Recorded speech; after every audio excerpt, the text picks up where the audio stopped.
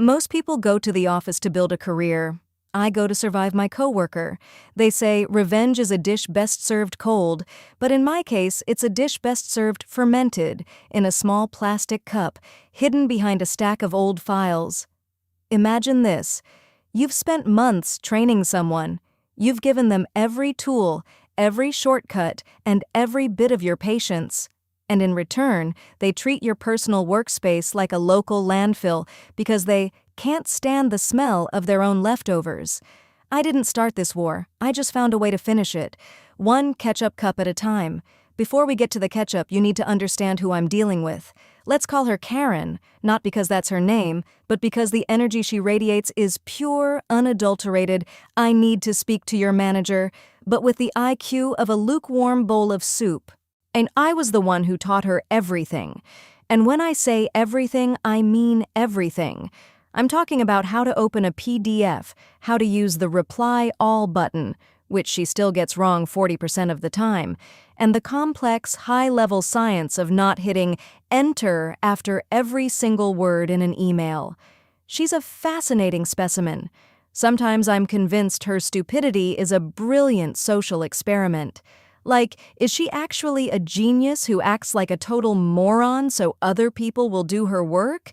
I've watched her stare at a printer for 10 minutes like it was an alien monolith from 2001, a space odyssey. Eventually, someone always feels bad for her and does the task. It's a survival strategy, I'm sure of it. But then she'll say something so spectacularly dumb, something completely unrelated to work, that all my doubts vanish. No. She's not a secret genius. She's just a person who thinks the sun and the moon are the same object, just at different brightness settings. The breaking point didn't happen during a big project. It happened in the cafeteria. Our office cafeteria has those giant ketchup dispensers. You know the ones. You pump them like you're trying to get water from a dry well. We have these tiny plastic cups to hold the sauce. There are lids available. They are literally 3 inches away from the dispenser. Karen gets her fries. She fills a cup to the absolute brim, way more than any human could consume without getting a sodium-induced seizure. She eats 5 fries. There's about a tablespoon of ketchup left. Does she put a lid on it? No. Does she throw it in the cafeteria bin? Of course not. She walks back to our shared desk area. Now, my desk is closer to the door than hers. My trash can is right there. Instead of walking 3 more steps to her own desk, she drops that open, sticky, soon-to-be smelly cup of ketchup right into my trash can. I just can't stand the smell of old ketchup, you know, she told me the first time, with a straight face. It gets so sour after a few hours. I don't want that near me while I'm trying to focus on my spreadsheets. Spreadsheets? You mean the ones I end up fixing for you every Friday at 4 p.m.? I asked her to stop, politely, then firmly. Then with a, please, Karen, I'm sensitive to smells too, and this is my desk. She smiled, nodded, and then she adapted. She didn't stop. She just became a stealth operative. She started waiting until I got up to use the bathroom. I'd come back, and there it was, the red stain of disrespect sitting in the bottom of my bin. And the worst part? She started hiding my trash can. She'd push it under the very back of my desk, behind my computer tower, thinking I wouldn't see the cup if I didn't see the can. That was the moment. That was when I realized that being the bigger person was just another way of saying professional doormat. I knew I couldn't go to HR. She put ketchup in my bin. Sounds like a playground dispute. No, this required a surgical strike. I waited. I waited until she went to her 2 p.m. brainstorming session, which is just her sitting in a conference room scrolling through Instagram. I reached into my bin with a pair of gloves. I took out that little plastic container. It was already starting to crust over at the edges, that dark, brownish-red hue that signals the beginning of the end. I didn't throw it away.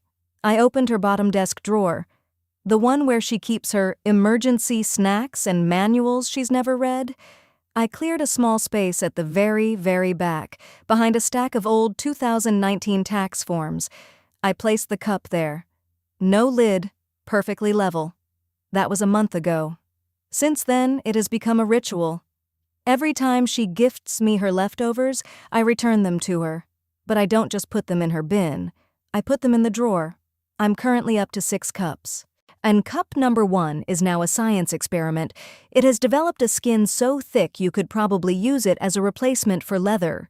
Cup number 3 has started to grow something green. I think it's a new form of penicillin. Cup number 6 was added yesterday. The beauty of it is the psychological warfare. She walks into the office every morning and says, "Does it smell a bit off in here today?"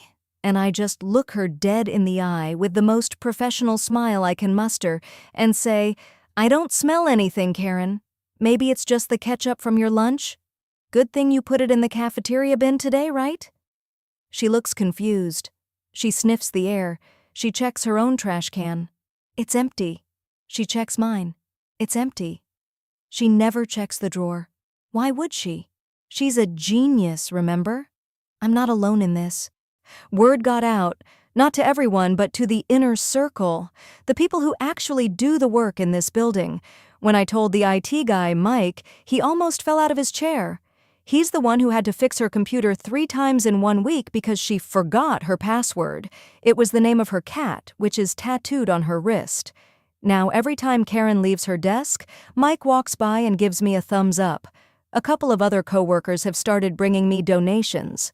Little cups of sauce they've found mistakenly placed in communal areas. We're not just a team anymore. We're a clandestine organization dedicated to the study of condiment fermentation. How long can this go on? We're approaching Thanksgiving. The office will be closed for 4 days. 4 days of no air conditioning. 4 days for those 6 cups to really reach their full potential. Part of me feels like I should stop. Part of me thinks about the smell she complained about, the very smell she's now cultivating in her own furniture. But then I remember the time she asked me if the internet closes on weekends, and I decide to add a 7th cup. You might think this is petty, and you're right.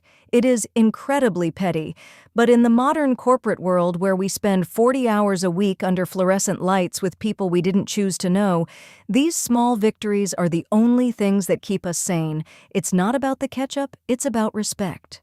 It's about the fact that you can't treat people like your personal servants just because you're too lazy to walk to a bin.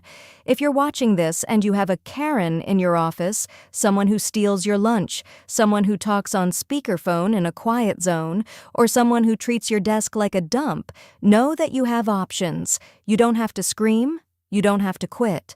Sometimes you just need a little bit of patience and a very deep desk drawer.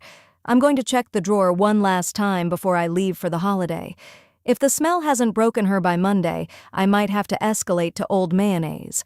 Just kidding. Or am I? I'll be posting an update and maybe a sneak peek photo of the collection. After Thanksgiving, you won't want to miss what happens when the heat hits those cups. But there's one thing I haven't told you yet. There's a rumor that our manager is planning a desk reorganization next week. If that happens, the drawer will be opened, and I might be the one standing right next to her when it happens. What's the most toxic thing a coworker has ever done to you? And did you get your revenge? Let me know in the comments below. I'll be reading the best ones in my next video. Don't forget to hit that subscribe button and ring the bell so you don't miss the Thanksgiving fermentation update. Stay petty, my friends.